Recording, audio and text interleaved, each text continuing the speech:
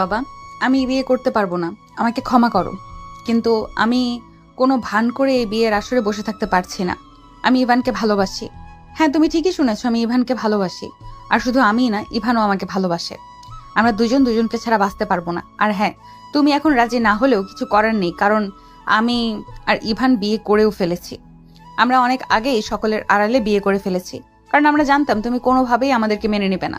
কিন্তু বাবা, ভালোবাসা লুকিয়ে রাখা যায় না, তাই আজ আমি আর বসে থাকতে পারলাম না। অনন্যা আপু, আপনি কি একদম মাথা খারাপ করে ফেলেছেন? কি সব আজে বাজে কথা বলছেন? আমি কখন বলেছি আমি আপনাকে ভালোবাসি আর আমাদের বিয়ে হয়েছে? এটা আবার কোথা থেকে বানিয়ে আনলেন? আমি তো এমন কোনো কথা কখনোই বলিনি। এটা কোনো নতুন না তো? তুই ছেলে মানুষ, তোর কথা শুনে এমন মনে হচ্ছে যেন তুই কিছুই জানিস না। আমি মেয়ে মানুষ হয়ে এত লোকের সামনে দাঁড়িয়ে এসব বলতে লজ্জা পাচ্ছি না। তুই আবার কোন সাহসে অস্বীকার করছিস? তুই তো বলেছিলি যে কোনো বিপদে আমরা একসাথে লড়বো, আমাকে কোনো দিন একা ফেলে যাবি না। আজকে সামান্য ঝামেলা হতেই তুই পিছিয়ে যাচ্ছিস। কুত্তা, আমরা একে অপরকে ভালোবাসি, আর তুই এখন অস্বীকার করছিস? দেখুন, একদম বাজে কথা বলবেন না আপু। আমি আপনাকে সিনিয়র হিসেবে ভীষণ সম্মান করি। আপনাকে আমার বড় আপুর মতো দেখি, আপনি জানেন সেটা। তাহলে আমি কেন আপনাকে ভালোবাসার কথা বলবো? বিয়ে করার তো প্রশ্নই আসে না। আপনি যা বলছেন সবই মিথ্যা। দয়া করে এসব কথা আর বলবেন না। এত লোকের সামনে আমাকে অস্বস্তিতে ফেলছেন কেন? অবিশ্বাস্য ইভান, এত সহজে তুমি আমাদের সম্পর্কের কথা ভুলে গেলে? আজকে এখানে দাঁড়িয়ে তুই জোর গলায় বলছিস কিছুই হয়নি। এইটুকু বিপদ দেখেই তুই পিছিয়ে যাচ্ছিস। আমি কখনো ভাবতেও পারিনি তুই এমন কাপুরুষ হতে পারিস। বাবা, তুমি বিশ্বাস করো, আমাদের বিয়ে হয়েছে। ইভান এখন ভয় পাচ্ছে, আর তাই সব অস্বীকার করছে। ওনার কথাগুলো শুনে মনে হচ্ছিল পুরো ঘরে একসাথে কয়েকটা বজ্রপাত হলো। সবাই স্তব্ধ। ইভানের মুখে কথা যেন আটকে গেছে। তার বাবা মাকে সামনে পেয়ে সে আরো ভয়ে জমে গেছে। আর অনন্যার বাবা মা তো একদম বাকরুদ্ধ। কাজী সাহেবের মুখে কোনো কথা নেই। অনন্যার বাবা মা কখনোই ভাবেননি তাদের মেয়ের মুখে এমন কথা শুনতে হবে। ঠিক তখনই যার সাথে অনন্যার বিয়ে হওয়ার কথা ছিল, রবিন সে রেগে আগুন হয়ে ওঠে। অনন্যা, অনেকক্ষণ ধরে তোমার সব নাটক চুপচাপ দেখলাম। তুমি কি বিয়েটা ছোট বাচ্চাদের খেলা ভেবেছো? জীবনের সবচেয়ে গুরুত্বপূর্ণ ব্যাপার নিয়ে তুমি এমন অবহেলার মতো আচরণ করতে পারলে? এত বড় কথা তুমি আগে কেন বলনি? আর ইভান নামের সেই ছেলেটার সাথে তোমার বিয়ে হয়ে গেছে, এটা মানে কি? এতদিন তুমি কি সবার সাথে মিথ্যে চালিয়ে যাচ্ছিলে? এমন বাজে কাজ তুমি কিভাবে করতে পারলে? দেখো রবিন, আমি চাই না তোমার সাথে অন্যায় হোক। যদি আমি আজকে মুখ না খুলতাম, তাহলে বিয়েটা হয়ে যেত, আর তুমি ঠকে যেতে। আমি ইভানকে ভালোবাসি, এবং সত্যি কথা হচ্ছে আমাদের বিয়ে হয়ে গিয়েছে। আমি আজকে সব সত্যি বলে দিলাম, কারণ তোমাকে কষ্ট দিতে চাইনি। তুমি যদি বিশ্বাস না করো, সেটা তোমার ব্যাপার। তবুও সত্যি কিন্তু সত্যিই থাকবে। আমি এক ফোঁটাও বিশ্বাস করছি না তোমার এসব কথা। প্রমাণ আছে? কি প্রমাণ আছে তোমার কাছে যে তোমরা আসলে বিবাহিত? প্রমাণ চাই? ঠিক আছে, দাঁড়াও, তোমাকে প্রমাণে দেখাচ্ছি এখন। এই কথাটা বলেই অনন্যা ধীর পায়ে নিজের ঘরের দিকে হেঁটে গেল। ঘর বন্ধ করে সবাইকে অস্থিরতায় ছেড়ে দিল। বাইরে থাকা অতিথিরা ফিসফিস করতে শুরু করলো। কেউ বলছে অনন্যার মাথা খারাপ হয়েছে, কেউ বলছে এত ছোট ছেলের সাথে বিয়ে করার সাহসী বা কিভাবে পেল। অনন্যার বাবা মা মাথা নিচু করে লজ্জায় দাঁড়িয়ে রইল। ইভান দাঁড়িয়ে আছে ভয়ে কাঁপতে কাঁপতে। সে তো জানে কিছুই হয়নি। তাহলে কি দেখাতে যাচ্ছে অনন্যা? তার ভেতরে আতঙ্ক বাড়তে লাগলো। ঠিক তখনই অনন্যা দরজা খুলে আবার ভিতরে এলো। তার হাতে একটা কাগজ। কোনো কথা না বলে সে কাগজটি রবিনের হাতে দিল। রবিন কাগজটা নিল, খুলে পড়ল, আর পড়ার সাথে সাথে তার হাত পা কাঁপতে লাগলো, যেন তার শরীর থেকে সব শক্তি এক মুহূর্তে উধাও হয়ে গেল। সঙ্গে সঙ্গে কাগজটা তার হাত থেকে মাটিতে পড়ে গেল। রবিনের হাত থেকে কাগজটি মাটিতে পড়ে যেতেই ইভানের বাবা এগিয়ে এসে সেটা তুলে নিলেন। তিনি প্রথম লাইন পড়তেই তার মুখের রং পাল্টে গেল। রাগে, হতাশায়, অবিশ্বাসে তার চোখ লাল হয়ে উঠল। তিনি সরাসরি ইভানের দিকে এগিয়ে গেলেন এবং কোনো সতর্কতা ছাড়াই ইভানের গালে একটি থাপ্পড় বসিয়ে দিলেন। ইভান মার খেয়ে অস্থির হয়ে দাঁড়িয়ে রইল। সে কোনোভাবেই বুঝতে পারছে না কি হচ্ছে। সে বারবার হাত থেকে কাগজটা কাঁপতে কাঁপতে নিয়ে নিজেই পড়তে শুরু করলো, আর পরের সাথে সাথে তার নিঃশ্বাস আটকে গেল। কারণ সেটা আর কিছুই নয়, অনন্যার ইভানের বিয়ের কাবিননামা। তার নিজের সই, স্পষ্ট পরিষ্কার, একেবারে বাস্তবের মতো। ইভান অবাক হয়ে অনন্যার দিকে তাকালো এবং তার দিকে আস্তে আস্তে এগিয়ে গিয়ে বলল, এটা কি করে সম্ভব অনন্যা আপু? আমি তো কখনো এমন কোনো কাগজে সই করিনি। তাহলে আমার এই সই কোথা থেকে আসলো? কি করেছেন আপনি? আমার সই জাল করেছেন?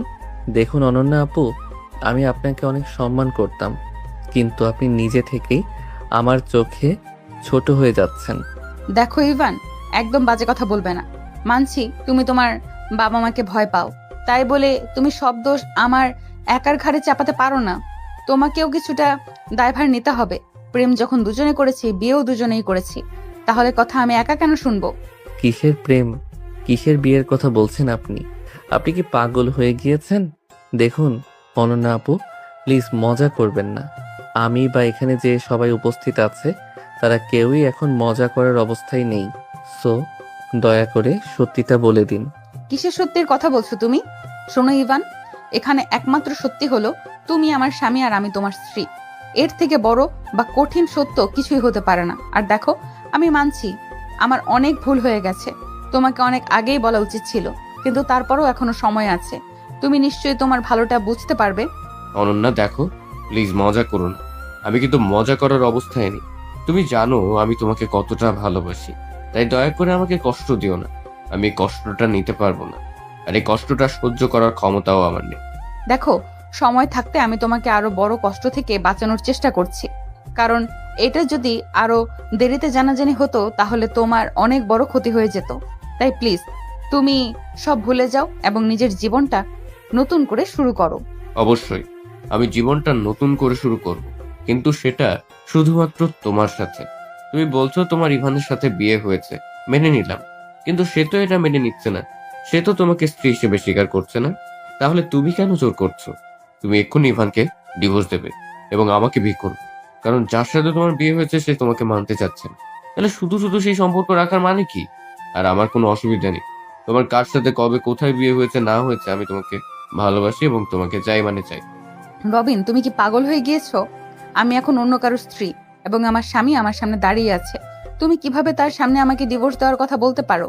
আর এই মেরুদণ্ডহীনটা কিভাবে দাঁড়িয়ে আছে? মানছি তুই বয়সে ছোট, কিন্তু আত্মসম্মানেও কি ছোট হয়ে গেছিস? তোর সামনে তোর স্ত্রীকে আরেকজন বিয়ের কথা বলছে, তুই কিছুই বলছিস না। কি বলবো আমি? যেখানে আমি নিজেই বিয়েটা মেনে নিতে পারছি না, সেখানে আমার বলার কিছুই আসে না। দেখো অনন্যা আপু, তুমি ভালোভাবেই জানো আমি অনুকে কতটা ভালোবাসি। এখন যদি ও এটা জানতে পারে বা ওর পরিবার জানতে পারে, তাহলে আমাদের সম্পর্কটা ভেঙে যাবে। আমি তোমার কাছে অনুরোধ করছি, প্লিজ আমার এত বড় সর্বনাশ করো না। আমার কাছ থেকে আমার ভালোবাসাটা কেড়ে নিও না, প্লিজ। ইভানের কথা শুনে অনন্যা আরো রেগে যায়। নিজেকে শান্ত করার চেষ্টা করলেও বারবার ব্যর্থ হতে থাকে।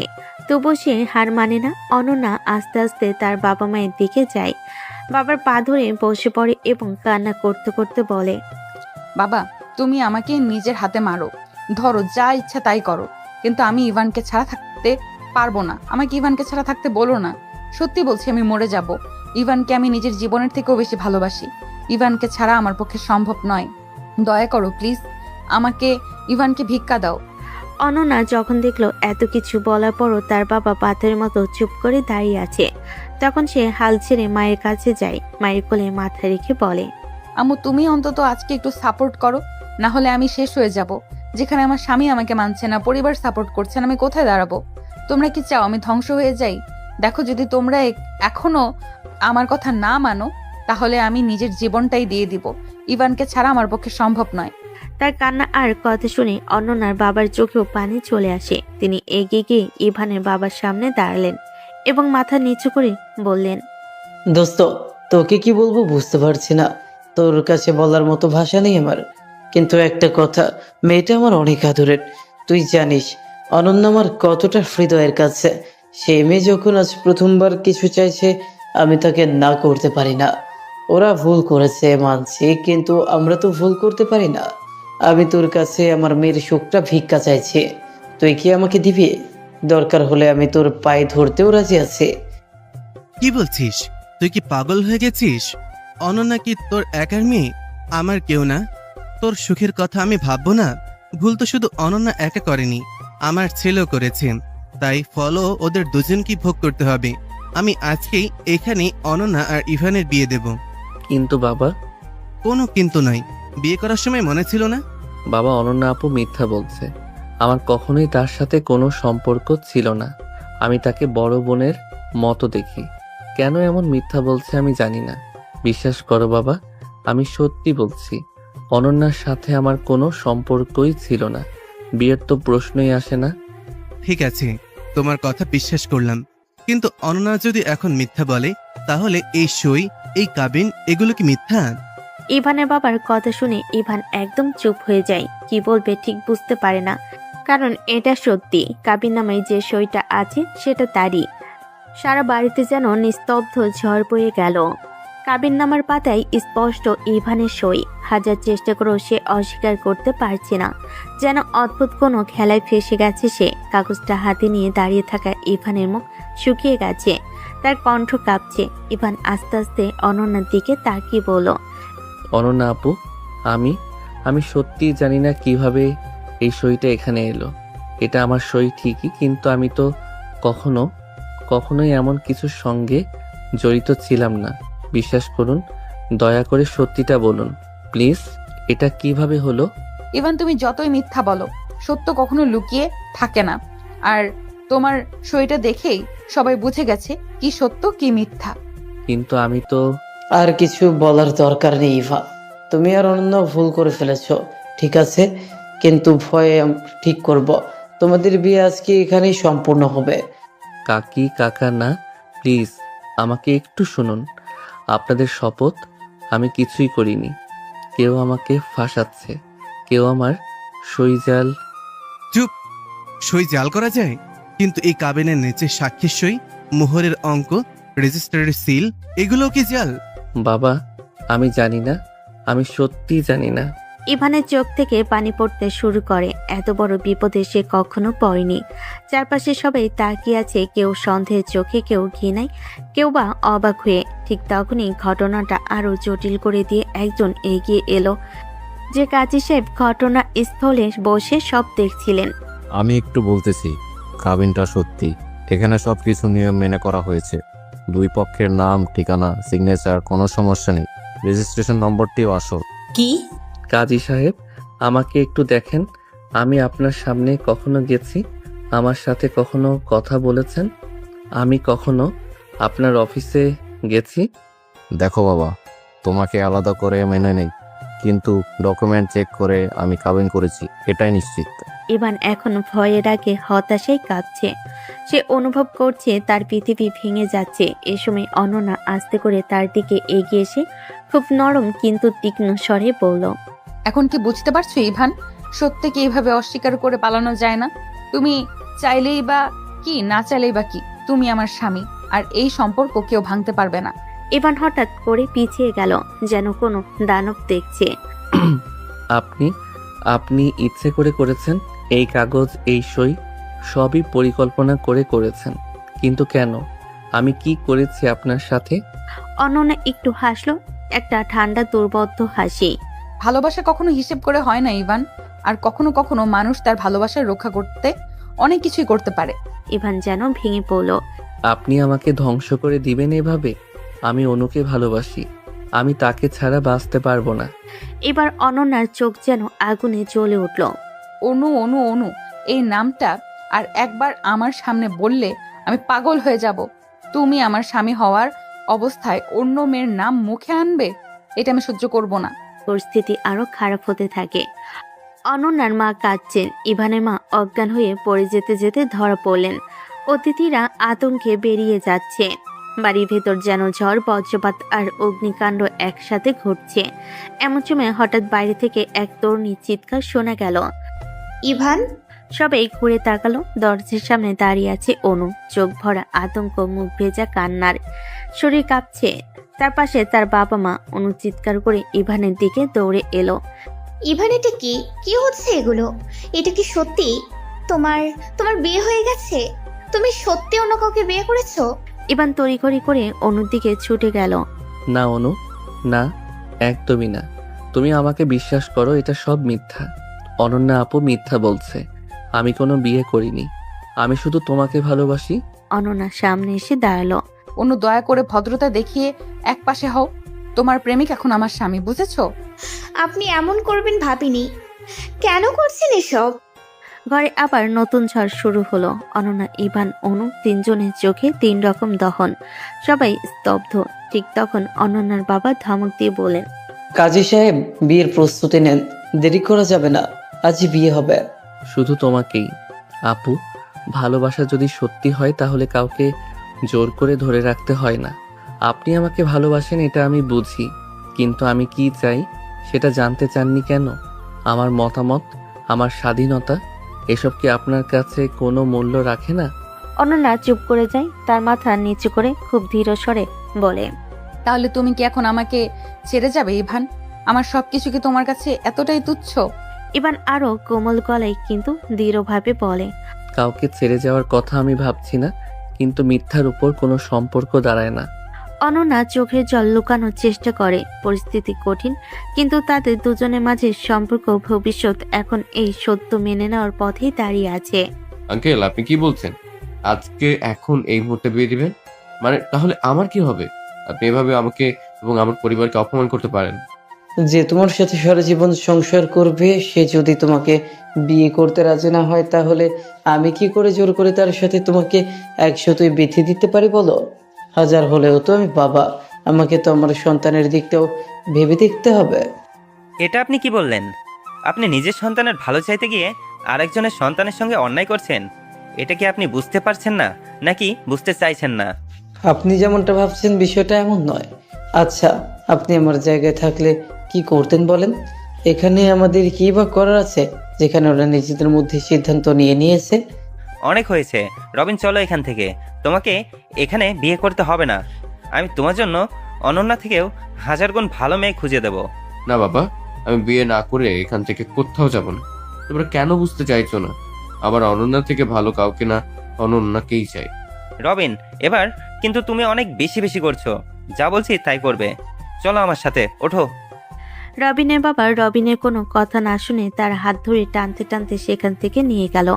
রবিন যেতে চাইছিল না, কিন্তু তারপরও তার বাবার জোরাজুরিতে সে আর সেখানে দাঁড়াতে পারল না। তবে যাওয়ার আগে সে একটা কথা বলে যায় অনন্যাকে। আমি আজকে চলে যাচ্ছি ঠিকই, তবে আমি আবার আসবো। তুমি এটা ভেবো না যে তুমি আমাকে কষ্টে রেখে নিজের সুখে থাকবে। আমি যেমন জ্বলে পুড়ে ছাই হয়ে যাব, তোমাকে আমি কখনোই সুখে শান্তিতে থাকতে দেবো না। I promise.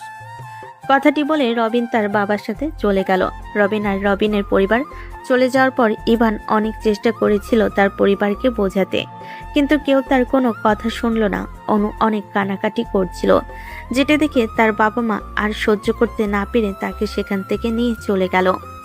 এক একে সবাই চলে যাওয়ার পরে দুই পরিবারের সম্মতিতে ইভান আর অনন্যার আবার বিয়ে হয়।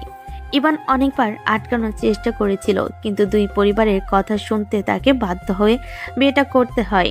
বিয়ের পরে অনন্যার বাবার কথা মতো অনন্যা এবং ইভানকে অনন্যার বাড়িতে রেখে দেওয়া হয়। আগামীকাল সকালে অনন্যা এবং ইভান তার পরিবার ঢাকা ফিরে যাবে।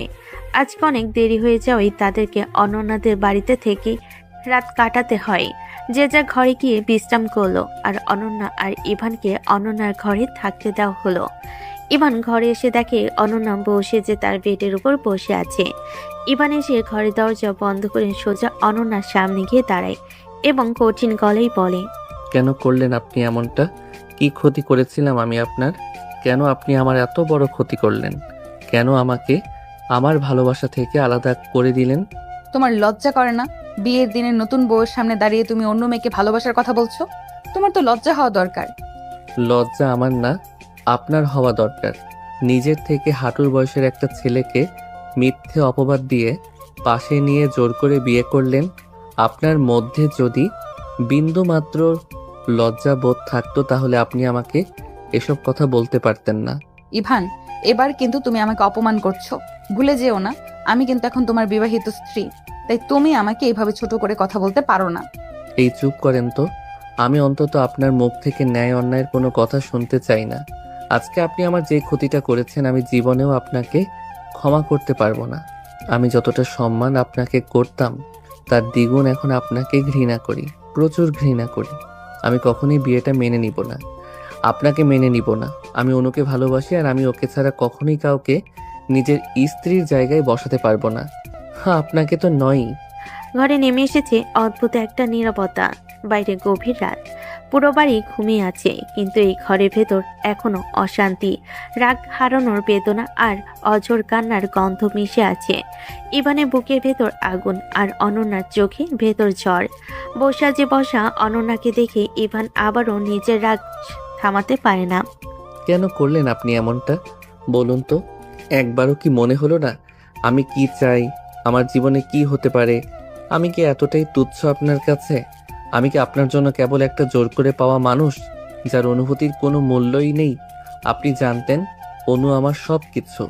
আপনি নিজে আমাকে বলেছিলেন যে আপনি আমাকে ভালোবাসেন, কিন্তু ভালোবাসার নামে কি করেন আপনি? আমার পুরো জীবনটাই বদলে দিলেন একদিনে। আপনি জানেন ভালোবাসা মানে কি? ভালোবাসা মানে কারো হাসি দেখলে নিজের মনটা ভরে ওঠা, তার চোখে জল দেখলে নিজের বুকটা ব্যথা করা। কিন্তু আপনি আপনি আমার চোখের জল দেখেও নিজের মনটাকে একটু নরম করতে পারলেন না কেন? তোমার কথা শুনলে মনে হয় আমি নাকি খুব খারাপ, খুব স্বার্থপর। কিন্তু তুমি কি জানো আমার পরিস্থিতি কি ছিল? তুমি কি কোনোদিন ভেবেছো আমি কি চাই না? আমি কি স্বপ্ন দেখি না? আমি কি আমার জীবনের মানুষের জন্য একটুও ভালোবাসা পাই না? যেদিন শুনলাম তুমি অনুর নামে একটা মেয়েকে ভালোবাসো, সেদিনই আমার ভেতরে সব ভেঙে গিয়েছিল। আমি কি চাইনি তোমার পাশে থাকতে? চাইনি তোমার বউ হতে? 1000বার মরেছি ভেতরে ভেতরে, তবুও তোমাকে কখনো কিছু বলিনি। তোমাকে ছাড়া বাঁচতে পারবো না, এই সত্যি কথা বাবাকে বলেছিলাম। সেই ভুলটাই বোধহয় করেছি। ভালোবাসা? এইটা ভালোবাসা? আমার জীবন ভেঙে তোমার জীবন গড়া কি ভালোবাসা? আমি অনুকে যতটা ভালোবাসি তুমি তার অর্ধেক বুঝলেও আমাকে কখনো কষ্ট দিতে পারতে না। তুমি জানো আমি অনুকে ছাড়া থাকতে পারবো না, তাকে ছাড়া আমি পুরোপুরি অসম্পূর্ণ। তুমি কি জানো ওর সাথে আমার প্রতিটা সকাল রাত কেমন কাটতো? ওর হাসি দেখলে আমার পৃথিবী বদলে যেত। আর আজ তুমি আমাকে সেই পৃথিবী থেকে ছিঁড়ে বের করে এনে জোর করে একটা জীবনে ঠেলে দিলে, যেটা আমি চাই না। তোমার চোখে আমি কি এতটাই অমর্যাদার, এতটাই অযোগ্য? আমি কি মানুষ না? আমার কি কোনো অনুভূতি নেই? ভালোবাসা শুধু তোমরা ছেলেরাই করো, মেয়েরা করে না? যেদিন শুনলাম তোমার সাথে আমার বিয়ের কথা উঠেছে, তখন কতটা খুশি হয়েছিলাম তুমি জানো? মনে হয়েছিল আমার দুনিয়া বদলে গেছে। কিন্তু তুমি তো চোখ তুলে তাকালে না আমার দিকে। তোমার প্রতিটা আচরণ, তোমার প্রতিটা কথা আমাকে মেরে ফেলেছে ভেতরে ভেতরে। তা সত্ত্বেও আমি চুপ ছিলাম, কারণ ভেবেছিলাম একদিন হয়তো তুমি আমাকে একটু হলেও বুঝবে। না, কখনই পারবো না। এটা আপনার ভুল ধারণা ছিল। আমার হৃদয় বন্ধ হয়ে গেছে আজকের পরে। আমি আপনাকে স্ত্রী বলে মেনে নেওয়ার মতো শক্তিও আমার নেই। দেখেন, আপনি জোর করে পাশে বসতে পারবেন, কিন্তু কখনো হৃদয়ে জায়গা নিতে পারবেন না। আমার হৃদয়ে শুধু অনুর জন্যই জায়গা আছে, আর সেটা আজীবন থাকবে। আপনার ভুল সিদ্ধান্ত, আপনার একগুঁয়ে ভালোবাসা, সব কিছু মিলিয়ে আমাকে একটা সম্পর্কের কারাগারে ঠেলে দিয়েছেন, আর সেই কারাগার আমি কখনোই মেনে নেব না। অনন্যার গাল বেয়ে ঝরে পড়া জল বৌসাজের রং গলিয়ে দিচ্ছে। তার নাক চোখ লাল, শ্বাস ভারী, কিন্তু মুখে আর কোনো কথা নেই। ইভান রাগে ব্যথায় যত সময় অতিবাহিত হতে লাগলো, ইভানের জ্বর তত বাড়তে লাগলো। অনন্যা এত জ্বর দেখে ভীষণ ভয় পেয়ে গেল, আর সময় নষ্ট না করে সে বাটিতে সামান্য পানি নিয়ে এলো এবং পাতলা একটা কাপড় নিয়ে জলপট্টি করতে লাগলো। কিছুক্ষণ পর ফার্স্ট এইড বক্স খুঁজে নিয়ে এসে ওখান থেকে ব্যথা ও জ্বরের ওষুধ বের করে ইভানকে খাওয়ালো। তারপর ইভানের শরীর থেকে শার্টটা খুলে দিল যা ইভান পরেছিল। এরপর বাড়িতে গরম পানি এনে পুরো ঘর খুঁজে ইভানের টাওয়াল নিয়ে এলো। কুসুম গরম পানিতে টাওয়ালটা ভিজে ইভানের সমস্ত শরীর মুছে দিতে লাগলো অনন্যা। ইভান বারবার কেঁপে কেঁপে উঠছিল। অনন্যা যখন ইভানের শরীর মুছছিল, তখন হঠাৎ ইভানের উন্মুক্ত সাদা লোমহীন বুক দেখে তার হাত বারবার কেঁপে যাচ্ছিল। কিন্তু কেন এমন হচ্ছিল অনন্যা বুঝতে পারছিল না। সে ইভানকে ভীষণ ভালোবাসতো, কিন্তু কখনো এতটা কাছ থেকে ইভানকে দেখতে পায়নি। নিজের উপর নিয়ন্ত্রণ হারিয়ে অনন্যার মন যেন অজান্তেই নাচতে লাগলো। হঠাৎ নিজেকে সামলাতে না পেরে অনন্যা ইভানের গালে একটা কিস করলো। পরে যখন বুঝলো সে কি করলো, তখন লজ্জায় বুক ফাটা কাঁপুনি নিয়ে সেখান থেকে দ্রুত উঠে পড়ল।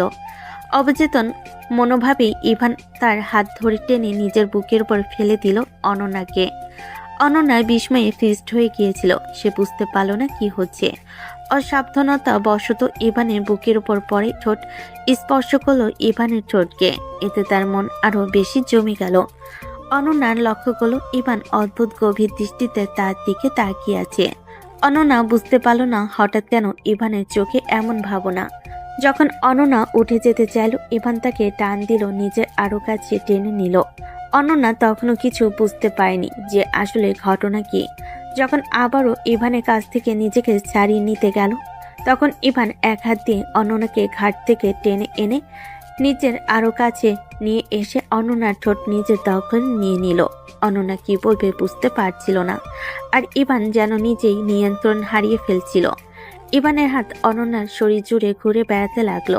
অনন্যার শরীর কেঁপে উঠল একবার, তারপর আবারও ইভানের মুখ ধীরে ধীরে অনন্যার গালে গুজে দিল। অন্যদিকে অনন্যার অবস্থাও একেবারে নিয়ন্ত্রণের বাইরে চলে গেল।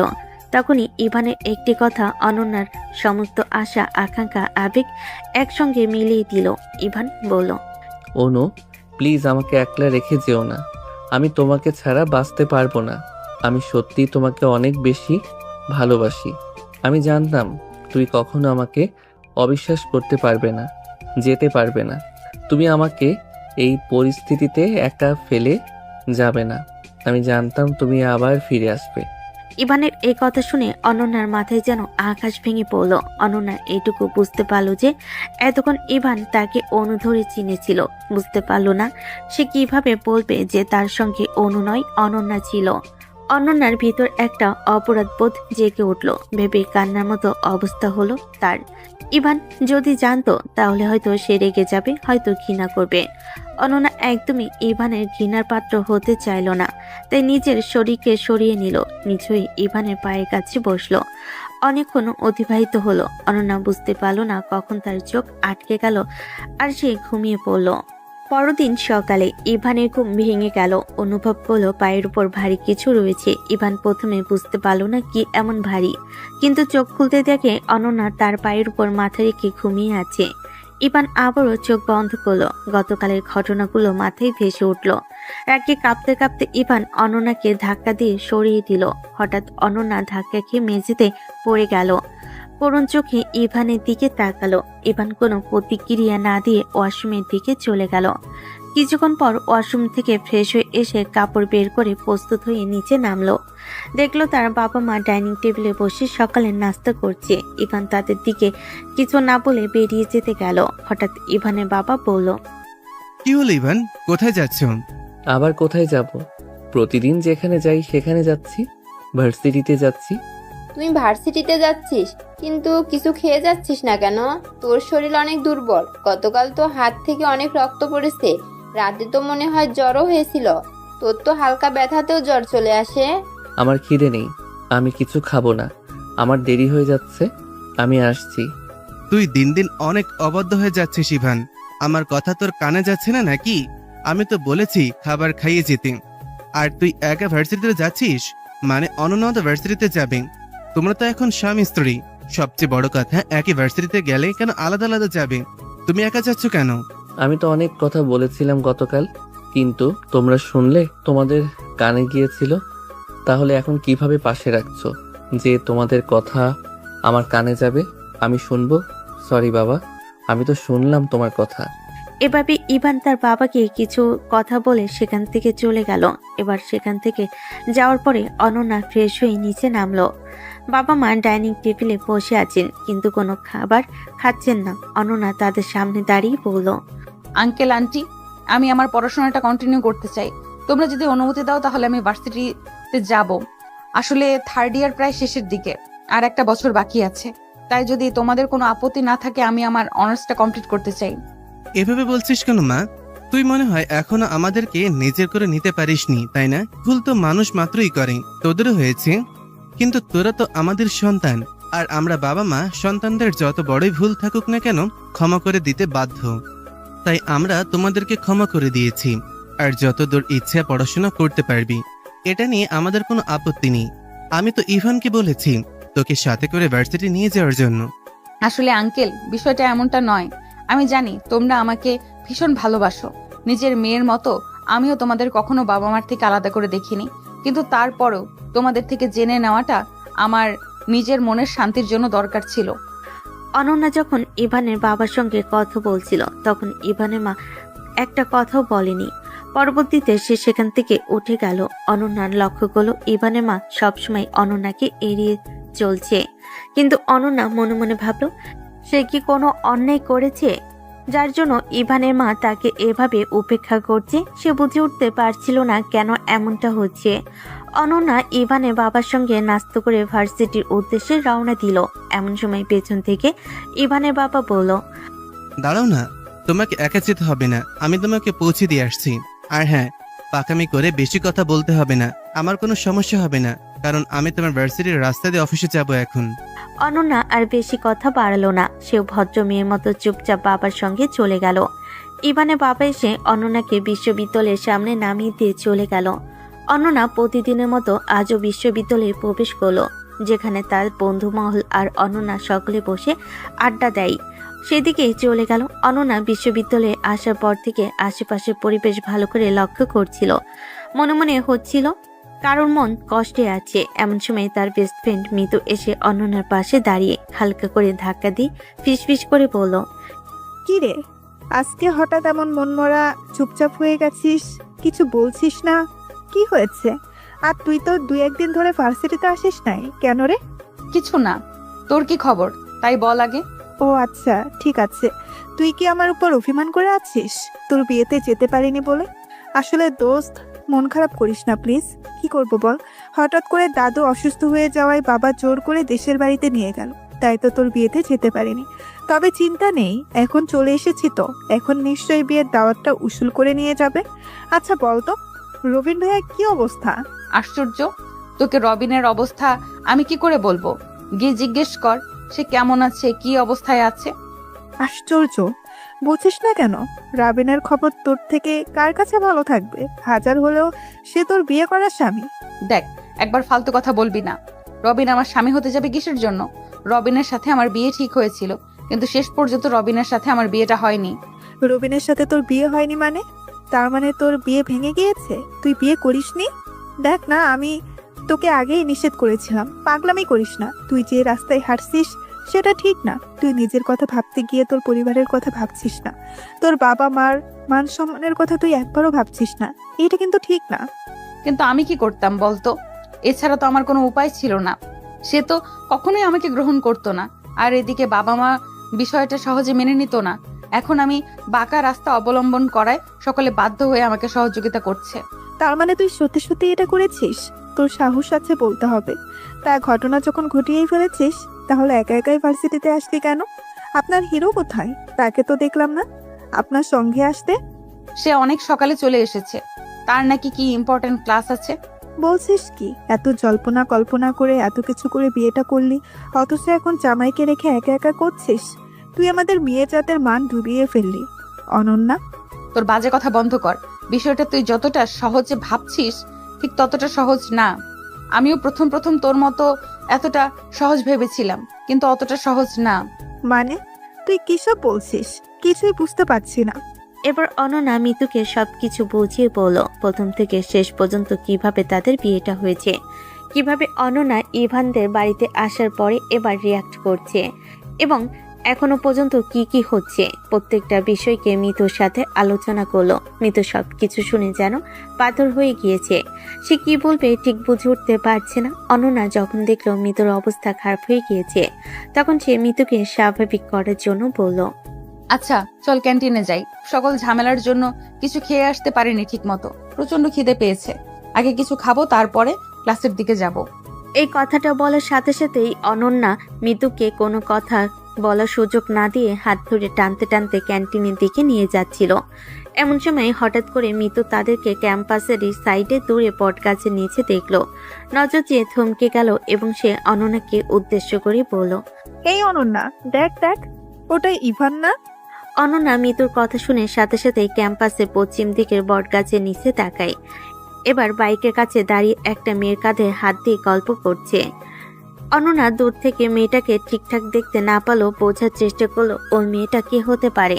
তাই আর কোনো কথা না বলে সে মিতুকে সাথে নিয়ে দ্রুত ক্যান্টিনের ভিতর চলে গেল। সারাদিনে ক্লাসগুলো যেন কোনো মতে কাটিয়ে অবশেষে অনন্যা বাইরে বেরিয়ে দেখলো ইভান তার বাইকের পেছনে সে মেয়েটিকে বসে ক্যাম্পাস থেকে বের হয়ে যাচ্ছে। বিষয়টা দেখে অনন্যার মন ভীষণ খারাপ হয়ে গেল। কোনো মতে একটি রিক্সা নিয়ে ভার্সিটি থেকে বাড়ি ফিরল অনন্যা। বাড়ি এসে দেখে ইভানের মা রান্নাঘরে রান্না করছেন। অনন্যা প্রথমে ঘরে গিয়ে ফ্রেশ হয়ে আবার বেরিয়ে এসে ইভানের মায়ের পাশে দাঁড়ালো।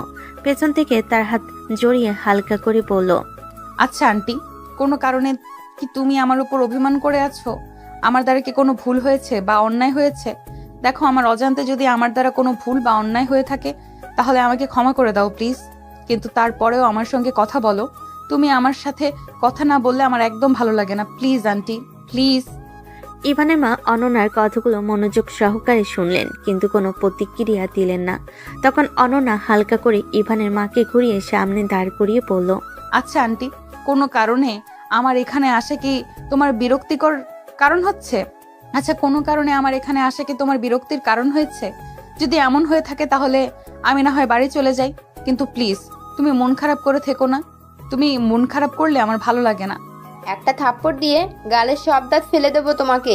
আমি বলেছি বাড়ি থেকে বেরিয়ে যেতে, যা নয় তাই মুখে আসতে। বলে দিচ্ছি, সবকিছুর একটা সীমা থাকে অনন্যা। তাহলে বলো, তুমি আমার সাথে এভাবে কথা বলছো কেন? এভাবে ব্যবহার করছো কেন? আমি কি অন্যায় করেছি বলবে তো আমাকে। তা না হলে আমি বুঝবো কিভাবে আমার দ্বারা কোনো অন্যায় হয়েছে কি। আমি তোমার কাছে হাত জোর করে বলছি, প্লিজ প্লিজ, কি হয়েছে বলো। তুমি আমাকে কেন এমন করছো? কারণ তুমি একাই ডিসার্ভ করো, তাই তোমাকে এটাই দিচ্ছি। আমি তোমাকে নিজের মনের গহীন থেকে নিজের মেয়ে মনে করেছি। পারো, তুমি তো আমাকে কখনো নিজের মা মনে করনি। যদি মা মনে করতে তাহলে আমার কাছ থেকে এত কিছু কখনো লুকাতে পারতে না। তুমি আমার কাছে বিষয়টা লুকিয়ে আসো, এজন্য আমি কষ্ট পাইনি।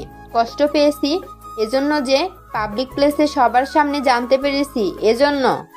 দেখো আন্টি, আমি খুব মানছি আমার ভুল হয়েছে, আমার অন্যায় হয়েছে। কি করব বলো? যার জন্য করি চুরি সেই কয় চোর। তোমার ছেলের জন্য এত ফাইট করলাম, এত অন্যায় অত্যাচার সহ্য করলাম, কিন্তু তারপরেও দেখো তোমার ছেলে আমার সঙ্গে কেমন ব্যবহার করছে। আসলে একতরফা ভালোবাসার গল্প আর কিভাবে বলে বেড়াই। একতরফা ভালোবাসা মানে কি বলতে চাইছো? কি তুমি ভালো করে ক্লিয়ার করে বল না, না হলে বুঝবো কিভাবে। আসলে আন্টি, আমি ছোটবেলা থেকে ইভানকে অনেক বেশি পছন্দ করতাম, কিন্তু আমি তার বয়সে সিনিয়র হওয়ার জন্য ওকে কখনো সাহস করে বলতে পারতাম না। কিন্তু তোমার পরিবার ঠিকই আমার সামনে অন্য একটা মেয়ে নিয়ে ঘুরতো, তখন আমার কি অবস্থা হতো কখনো ভেবে দেখেছো? এত কিছুর মাঝে সব থেকে বড় সত্যি এবং একমাত্র সত্যি যেটা, সেটা হলো আমি তোমার ছেলেকে ভালোবাসি, নিজের থেকেও বেশি ভালোবাসি। আমাকে বললি না কেন? তাহলে আমাকে বলতে পারতে, তাহলে আমি ঠিক কোনো না কোনো ব্যবস্থা গ্রহণ করে নিতাম। কি করে বলবো বলো? আমি তো একদিক দিয়েও ভয় পেয়েছিলাম তুমি আর আঙ্কেল যদি জানতে পারো এবং আমাকে ভুল বোঝো তাহলে কি হবে। একবারও ভেবে দেখেছো? যাও বা তোমাদের সাথে দেখা হয়, তখন তাও হবে না। আমি তো বুঝলাম, তাহলে তোদের বিয়ে বিষয়টা কি যদি একবার বলতে, কারণ এটা নিয়ে অনেক। ইভানের মা এই বিষয়টা নিয়ে আর কোনো কথা বলার সুযোগ পেল না, কারণ হঠাৎ করে ইভান বাড়িতে ফিরে এলো। এসে তার মাকে ডাকাডাকি করতে লাগলো এবং বলল তার ভীষণ খিদা লেগেছে, খাবার দেওয়ার জন্য। বলে ইভান নিজের ঘরে চলে গেল ফ্রেশ হওয়ার জন্য। তাই বলে মা আবার নিজের কাজে ব্যস্ত হয়ে যায়। রান্না শেষ করে খাবার রেডি করে অনন্যার হাতে দিয়ে বলে ইভানকে দিয়ে দেওয়ার জন্য। অনন্যা খাবার নিয়ে টেবিলে রেখে দেখে টেবিলে বসে ইভান ফোন চালাচ্ছে। অনন্যা খাবারের প্লেটটা নিয়ে গিয়ে ইভানের সামনে রাখে। ইভান খাবার মুখে নিতে যাবে, এমন সময় পাশে তাকিয়ে দেখে অনন্যা তার জন্য খাবারের প্লেট নিয়ে এসেছে। তাই সে খাবারটি না খেয়ে খাবারের প্লেটটি মেঝেতে ছুঁড়ে মারল। এমন সময় রান্নাঘর থেকে ইভানের মা বেরিয়ে এলো, এসে জিজ্ঞেস করলো, কি হলো? কিসের শব্দ হচ্ছে এখানে এত? ইভানের মা বাইরে এসে দেখে অনন্যার দিকে তেড়ে যাচ্ছে ইভান, এবং তিনি নিজেই তাকিয়ে দেখে খাবারের প্লেটটি নিচে পড়ে আছে। এমন ব্যবহার দেখে ইভানের মা ভীষণ রেগে যান এবং ইভানের দিকে এগিয়ে গিয়ে ইভানের গালে জোরে একটা চড় মারে এবং বলে, অনেকদিন ধরে তোমার এসব বেয়াদবি লক্ষ্য করেছি, কিন্তু তোমাকে কিছু বলছি না, তাই বলে এমনটা ভেবো না যে তোমাকে আমি কখনো কিছু বলতে পারবো না। নিজের স্ত্রীর সঙ্গে কেমন ব্যবহার করতে হয় সেটা তো তুমি জানো না, কিন্তু তাই বলে একটা মেয়ের সাথে কিভাবে ব্যবহার করতে হয় সেটা কি আমি তোমাকে কখনো শেখাইনি? আম্মু, তুমি নিজে ওই ছলনাময়ী ছলনার কাছে হেরে গেলে। ঠিক আছে, আমি খারাপ তো, আমি তোমাদের কাছে আর কখনো আসবো না।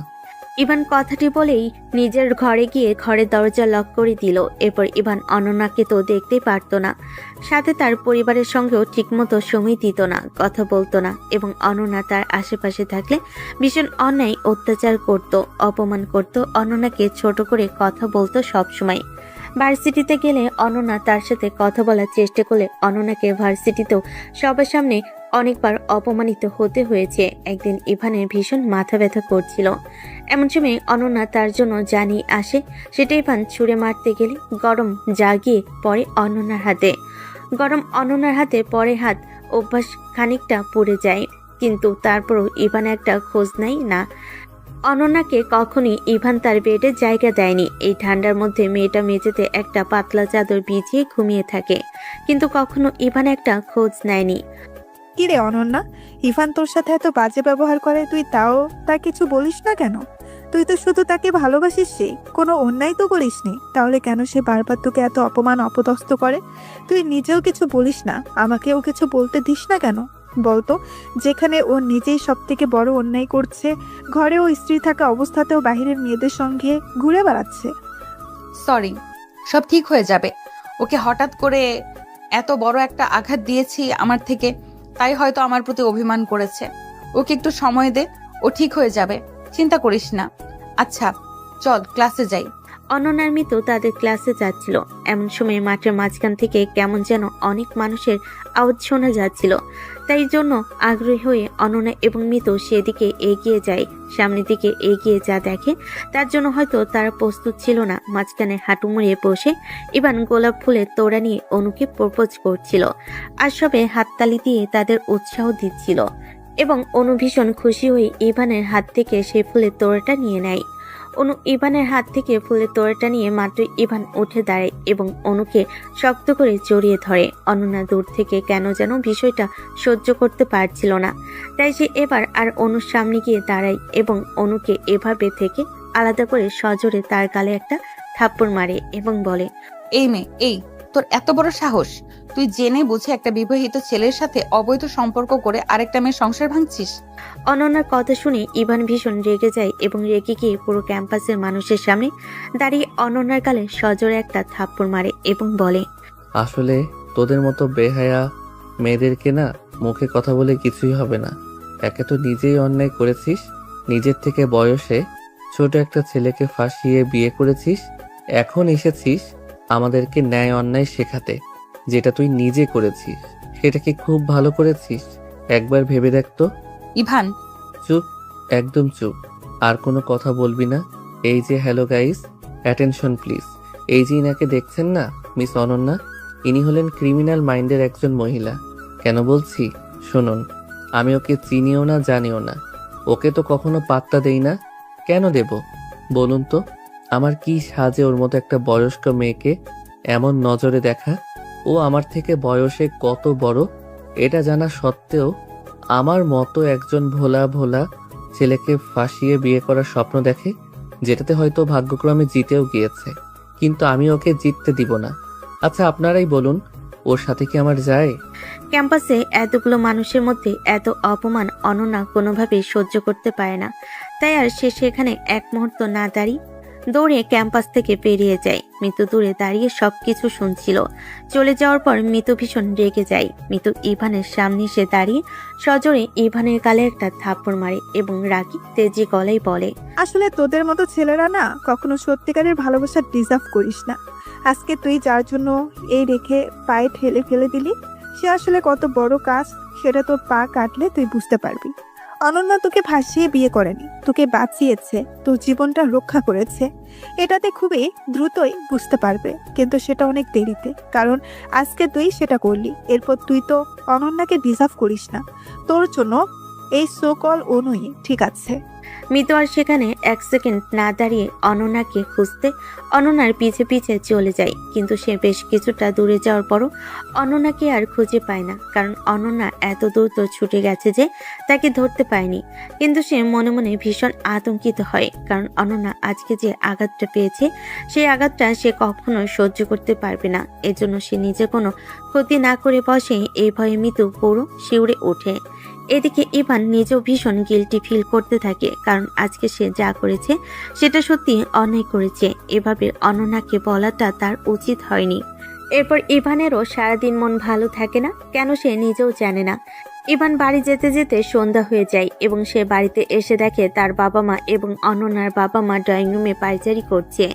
ইভানকে বাড়ি ফিরতে দেখে ইভানের বাবা ইভানের দিকে এগিয়ে এসে সজোরে ইভানের গালে একটা থাপ্পড় মারে এবং বলে, তোর মতন একজন কুলাঙ্কারকে জন্ম দিয়ে আজকে আমার নিজের প্রতি ঘৃণা হচ্ছে। আমি কি করেছি? তোমরা আমার সঙ্গে এমন ব্যবহার করছো কিসের জন্য? যা করেছে তোমাদের ওই অনন্যা করেছে। ও কেন বারবার আমার সমস্ত কাজে ইন্টারফেয়ার করে?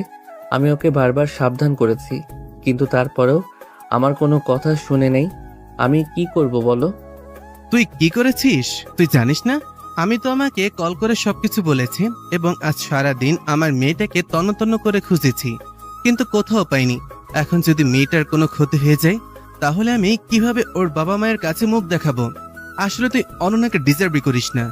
আমার প্রয়োজন নেই ওকে। কে বলেছে ওকে আমার প্রয়োজন? আমি তো তোমাদের বারবার বলেছি ও মিথ্যা বলছে। আমি ওকে ভালোবাসি না, আমি ওকে বিয়ে করিনি। তাহলে কেন তোমরা বারবার জোর করে আমার গলায় ওকে ঝুলিয়ে দাও? ইভানের বাবা ইভানের কথা শুনে ভীষণ ব্যথিত হয় এবং তিনি কোনো কথা না বলে অনন্যার বাবার সামনে গিয়ে দাঁড়ায় এবং হাত জোর করে বলে, আমাকে ক্ষমা করে দে প্লিজ। আমি একজন অমানুষের জন্য তোর মেয়েটাকে ভিক্ষা চেয়ে এনেছিলাম। মেয়েটার তো কোনো দোষ ছিল না, আমাকে মাফ করে দে। আমার মেয়েটা কোথায় চলে গেল? ও তোকে অন্যায় কিছুতেই সহ্য করতে পারবে না। এখন আমার ভয় হচ্ছে আমার মেয়েটা নিজের না কোনো ক্ষতি করে বসে। চিন্তা করিস না, কিছু হবে না। আমরা নিশ্চয়ই ওকে খুঁজে বের করব। আমাদের মেয়েটা এত দুর্বল নয় যে সামান্য কিছু অচেতন মানুষের অপমানে সে নিজের ক্ষতি করে ফেলবে। এই কথাটি বলে ইভানের বাবা এবং অনন্যার বাবা অনন্যাকে খোঁজার উদ্দেশ্যে বাড়ি থেকে বেরিয়ে যায়। এমন সময় ইভানের মা এসে সজোরে একটা থাপ্পড় মারে এবং বলে, তুই বারবার বলতি না মেয়েটা তোকে ফাঁসিয়েছে? আসলে মেয়েটা তোকে ফাঁসায়নি, তোকে বাঁচিয়েছে। তুই যে পাগল হোস অনু অনু করে। তুই কি জানিস এই অনুটাকে? অনু হলো বিজয় খানের মেয়ে। খান গ্রুপ অফ ইন্ডাস্ট্রিজের মালিক বিজয় খান তোদের বাবার সবচেয়ে বড় শত্রু। তোদের বাবাকে যখন ধ্বংস করতে পারেনি, তখন তোদের মাধ্যমে তোদের বাবাকে ধ্বংস করার জন্য তার মেয়েকে তোদের পিছনে লেগে দেয়। আর তুই সেটা না বুঝে তাদের পাতা ফাঁদে পা দিস। এখনো সত্যিটা বললাম, তাহলে তুই কখনো বিশ্বাস করতেও পারতিস না আমাদেরকে। তাই সেদিন প্ল্যান করে অনন্যাকে বলি অভিনয় করার জন্য। আসলে তোদের বাবা মনে মনে চাইতেন না তোদের স্ত্রী হয়ে আসুক, কিন্তু ফোনেও না তোদের থেকে বয়সও বড় জন্য সে কখনো সাহস করে অনন্যার বাবাকে বলতে পারেনি তোদের বিয়ের কথাটা। কিন্তু হঠাৎ করে একদিন কোনোভাবে আমরা জানতে পারি অনন্যা তোদের মনে মনে পছন্দ করে। তাই তোদের বাবা এই সুযোগটা কখনোই হাতছাড়া করতে চায়নি। তখন অনন্যার বাবা এবং অনন্যার সাথে কথা বলে এবং অনন্যা রাজি হয়ে যায় তোদের এই সিচুয়েশন থেকে বের করে আনতে সাহায্য করার জন্য। তাই সেদিন সে বিয়ের দিন ওই নাটকটা করেছিল। আর কাবিননামায় সই অনন্যা তোদের থেকে নেয়নি, সেটা তুই নিজেই করে দিলি। যেটা তোদের বাবা ব্যবসায়ী কাগজ বলে তোদের থেকে অনেক আগেই সই করে নিয়েছিল। আর সত্যি আমার ভীষণ কষ্ট হচ্ছে, কষ্ট তোলে করুণা হচ্ছে তোদের প্রতি। বিশ্বাস কর, আজকে নিজেকে ভীষণ অপরাধী মনে হচ্ছে তোকে জন্ম দিয়ে। তবে একটা কথা মাথায় রাখিস, যদি আজকে অনন্যার কিছু হয়ে যায় তাহলে আমি কখনোই তোকে ক্ষমা করতে পারবো না। ইভান তার মায়ের কথাগুলো শুনে ভীষণ শকড হয়, কারণ অনন্যা তো কখনো তাকে ঠকায়নি। সে তো চেয়েছে বারবার তাকে বাঁচানোর জন্য, কিন্তু সে বারবার ভুল বুঝে অনন্যাকে অপমান অপদস্থ করেছেন। এরপর অনন্যার মা ইভানের দিকে এগিয়ে আসে এবং বলে, তুমি না বলেছিলে তোমার সর্বোচ্চ চেষ্টা করে তুমি আমার মেয়েকে ভালো রাখার চেষ্টা করো। এটা তোমার ভালো রাখা। এটা যদি তোমার ভালো রাখা হয় তাহলে তুমি আমার মেয়েকে খারাপ রাখতে। ইভান অনন্যার মায়ের কথাগুলো শুনে ভীষণ কষ্ট পায়। আর এদিকে অনন্যার মা স্বাধীন কান্না করে যাচ্ছে। ইভান কারোর সাথে আর কোনো কথা বলে না। বাইকের চাবিটা নিয়ে আবারও বেরিয়ে পড়ে এবং মনে মনে বলল, তুমি সব সময় আমার জন্য এতটা সযত্ন করেছো, কিন্তু কখনো আমার এত অপমান, এত অত্যাচার, এত অবহেলা সহ্য করো কেন? রয়ে গিয়েছিলে কিসের জন্য? আমাকে আগে কেন সত্যটা তুমি বলনি? প্লিজ আমাকে ক্ষমা করে দাও অনন্যা, প্লিজ এসো। নিজের ভুল বুঝতে পেরেছি। হে আল্লাহ, তুমি অন্যকে আমার কাছে ফিরিয়ে দাও, সে যেন নিজেকে কোনো ক্ষতি না করে। আমি যাকে বারবার নিজের সব থেকে বড় ক্ষতি দাবি মানতাম, সেই তুমি আমাকে জীবনের সব থেকে বড় উপকার করে দিয়েছো। ইভান সারা রাস্তা অনন্যাকে খুঁজে বেড়াচ্ছে এবং কান্নাকাটি করছে। এর মধ্যে ইভান অনন্যার সকল ফ্রেন্ড সার্কেলকে সবার সাথে ফোন দিয়ে কথা বলেছে। কারো বাসায় গিয়েছে কিনা জিজ্ঞেস করেছে, কিন্তু সকলেরই উত্তর একই, না, কারো বাড়িতে যায়নি। এতে ইভানের ভয় আরো বেড়ে গেল। হঠাৎ আকাশে বিদ্যুৎ চমকাতে শুরু করেছে। আবহাওয়া যেন নিজেই ইভানের সাথে তাল মিলিয়েছে। ইভানে মনে মাঝে যেমন ঝড় চলছে, ঠিক তেমনি পরিবেশও ঝড় বাতাসের দাপট দেখাচ্ছে। এর মাঝে হঠাৎ করে বৃষ্টি শুরু হয়ে যায়, কিন্তু ইভান কোথাও অনন্যাকে খুঁজে পাচ্ছে না। সারাদিন ধরে খুঁজে বেরিয়ে রাতে বৃষ্টিতে ভিজে ক্লান্ত হয়ে রাত গভীর। শহরের বৃষ্টিতে ভিজে ভিজে ইভানের হৃদয় যেন আরো ভারী হয়ে উঠছে। সারাদিন ধরে অনন্যাকে খুঁজে ফিরেছে সে, তার খোঁজ পায়নি। আশঙ্কায় বেদনায় পীড়িত এই যুবক এখন একাকী শহরের নির্জন গলিতে দাঁড়িয়ে আছে। তার মন অশান্ত। হঠাৎ এক কোণায় দেখতে পেল অনন্যাকে। অনন্যার চোখ ভেজা, চেহারা ক্লান্ত, কিন্তু মনের ভেতর এক অচেনা দৃঢ়তা স্পষ্ট। অনন্যা, আমি তোমাকে সারা দিন খুঁজেছি। আমার ভুলগুলো তুমি ভুলে যেতে পারো না জানি, কিন্তু দয়া করে আমাকে একটা সুযোগ দাও। আমি ভুল বুঝেছিলাম, আমি তোমাকে আঘাত দিয়েছি, সেজন্য সত্যি দুঃখিত। আমাকে ক্ষমা করো, আমি তোমাকে হারাতে চাই না। ইভান, তুমি কি ভাবছো? কিভাবে আমি এত সহজে তোমার কাছে ফিরে আসব? তুমি আমাকে বারবার কষ্ট দিয়েছো, আমার বিশ্বাসের সঙ্গে খেলেছো।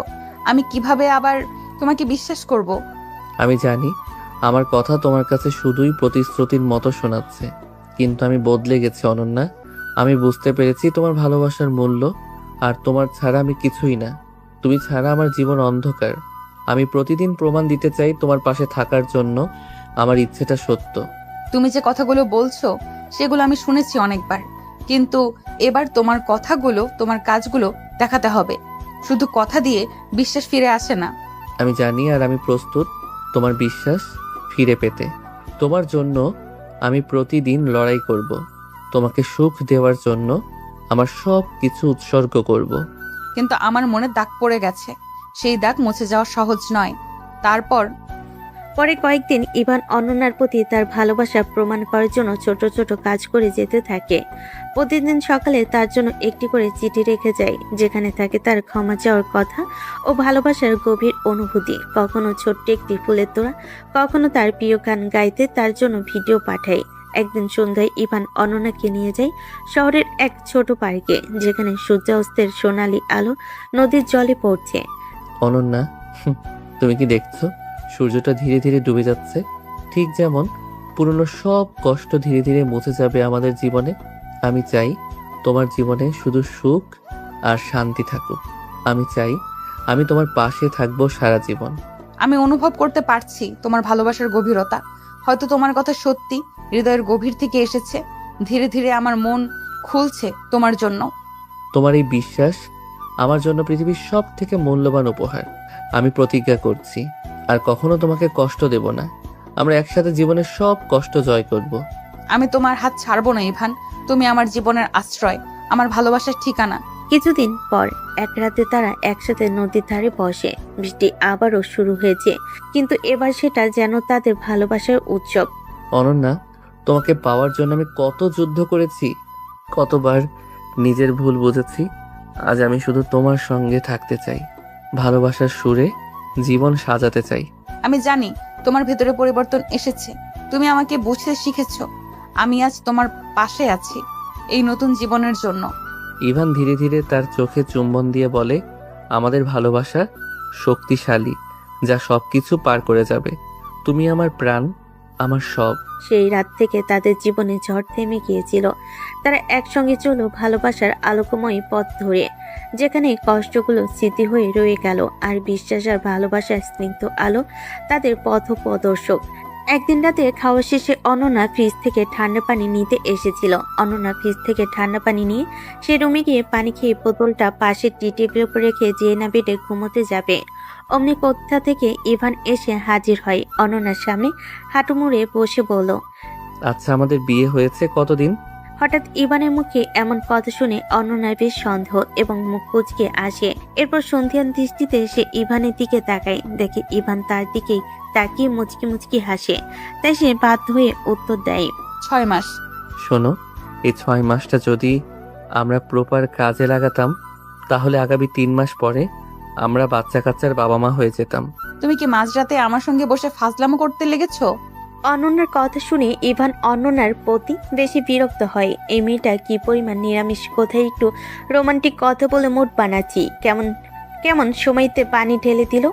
অনন্যা এবার ইভানের দিকে লক্ষ্য করতে থাকে। ইভান কেমন যেন বাচ্চা মানুষের মতো বেশ করে বসে আছে। এটা দেখে অনন্যার বেশ হাসি পায়, কিন্তু তারপর সে তার হাসি আটকে বলে, আচ্ছা, অনেক তো হলো, এবার অন্তত সরো, আমি ঘুমাবো। ইভান অনন্যার একের পর এক কেমন কথা শুনে ভীষণ ক্ষেপে যায় এবং সে উঠে দাঁড়ায় এবং অনন্যাকে ধাক্কা দিয়ে বেডের উপর ফেলে দেয় এবং নিজেই অনন্যার উপরে উঠে বসে এবং বলে, আজ আর কোনো ঘুম হচ্ছে না জানো। কথাটি বলে ইভান অনন্যার উন্মুক্ত ঘাড়ে নিজের মুখ ডুবিয়ে দেয় এবং ঘাড়ের কাছে নাক দিয়ে বারবার স্লাইড করতে থাকে এবং ঘোর নেশালো কণ্ঠে বলে, আই নিড ইউ জান, I badly need you right now. অনন্যাকে নীরব দেখে ইভান অনন্যাকে আর কিছু বলার সুযোগ না দিয়ে হুট করে অনন্যার ঘাট থেকে নিজের মুখ তুলে অনন্যার ঠোঁটে বেশ লম্বা একটা কিস করে। এরপর বেশ কিছু সময় অনন্যার চোখের দিকে তাকিয়ে থাকে। এরপর আস্তে আস্তে শরীরে জড়িয়ে থাকা শাড়িটা খুলে পাশের ফ্লোরে ছুঁড়ে ফেলে দেয়। অনন্যা বেশ আতঙ্কিত হলে ইভান ঘরের লাইট অফ করে অনন্যার একদম কাছে এসে অনন্যার কানে কানে বললেন, ডোন্ট ওয়ারি জান, তোমার বরটা তোমার সহনশীলতার বাইরে যাবে না, চিন্তা করো না। কথাটি বলে ইভান আস্তে আস্তে অনন্যার একদম কাছে এসে তার মাঝে মিশে যেতে থাকে। দুজনের অংশদারিত্ব পুরো সমানে সমানে, বাকিটা না শোনাই ভালো।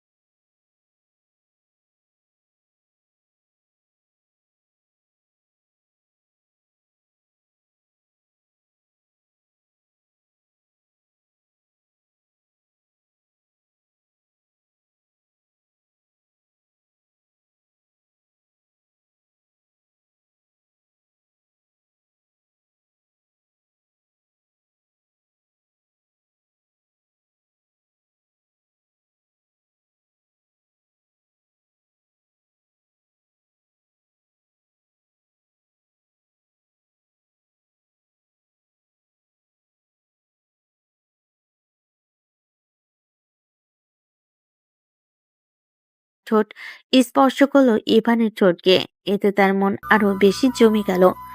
অনন্যার লক্ষ্য করলো ইভান অদ্ভুত গভীর দৃষ্টিতে তার দিকে তাকিয়ে আছে। অনন্যা বুঝতে পারল না হঠাৎ কেন ইভানের চোখে এমন ভাবনা। যখন অনন্যা উঠে যেতে চাইল, ইভান তাকে টান দিল, নিজের আরো কাছে টেনে নিল। অনন্যা তখনও কিছু বুঝতে পারেনি যে আসলে ঘটনা কি। যখন আবারও ইভানের কাছ থেকে নিজেকে ছাড়িয়ে নিতে গেল, তখন ইভান এক হাত দিয়ে অনন্যাকে ঘাট থেকে টেনে এনে নিজের আরো কাছে নিয়ে এসে অনন্যার ঠোঁট নিজের দখল নিয়ে নিল। অনন্যা কি বলবে বুঝতে পারছিল না, আর ইভান যেন নিজেই নিয়ন্ত্রণ হারিয়ে ফেলছিল। ইভানের হাত অনন্যার শরীর জুড়ে ঘুরে বেড়াতে লাগলো। অনন্যার শরীর কেঁপে উঠল একবার, তারপর আবারও ইভানের মুখ ধীরে ধীরে অনন্যার গালে গুজে দিল।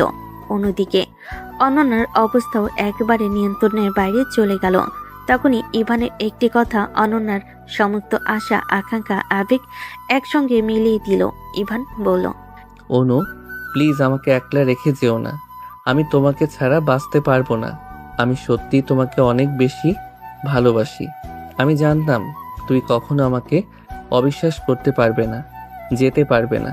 তুমি আমাকে এই পরিস্থিতিতে একা ফেলে যাবে না। আমি জানতাম তুমি আবার ফিরে আসবে। ইভানের এই কথা শুনে অনন্যার মাথায় যেন আকাশ ভেঙে পড়ল। অনন্যা এটুকু বুঝতে পারল যে এতক্ষণ ইভান তাকে অনু ধরে চিনেছিল।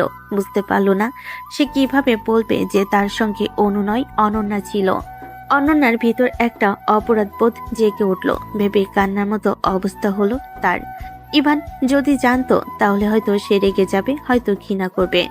অনন্যা একদমই ইভানের ঘৃণার পাত্র হতে চাইল না, তাই নিজের শরীরকে সরিয়ে নিল। নিজেই ইভানের পায়ের কাছে বসলো। অনেকক্ষণ অতিবাহিত হলো। অনন্যা বুঝতে পারল না কখন তার চোখ আটকে গেল আর সে ঘুমিয়ে পড়ল। পরদিন সকালে ইভানের ঘুম ভেঙে গেল। অনুভব করলো পায়ের উপর ভারী কিছু রয়েছে। ইভান প্রথমে বুঝতে পারল না কি এমন ভারী, কিন্তু চোখ খুলতে দেখে অনন্যা তার পায়ের উপর মাথা রেখে ঘুমিয়ে আছে। ইভান আবারও চোখ বন্ধ করলো। গতকালের ঘটনাগুলো মাথায় ভেসে উঠল। রাগে কাঁপতে কাঁপতে ইভান অনন্যাকে ধাক্কা দিয়ে সরিয়ে দিল। হঠাৎ অনন্যা ধাক্কা খেয়ে মেঝেতে পড়ে গেল। করুণ চোখে ইভানের দিকে তাকালো। ইভান কোনো প্রতিক্রিয়া না দিয়ে ওয়াশরুমের দিকে চলে গেল। কিছুক্ষণ পর ওয়াশরুম থেকে ফ্রেশ হয়ে এসে কাপড় বের করে প্রস্তুত হয়ে নিচে নামলো।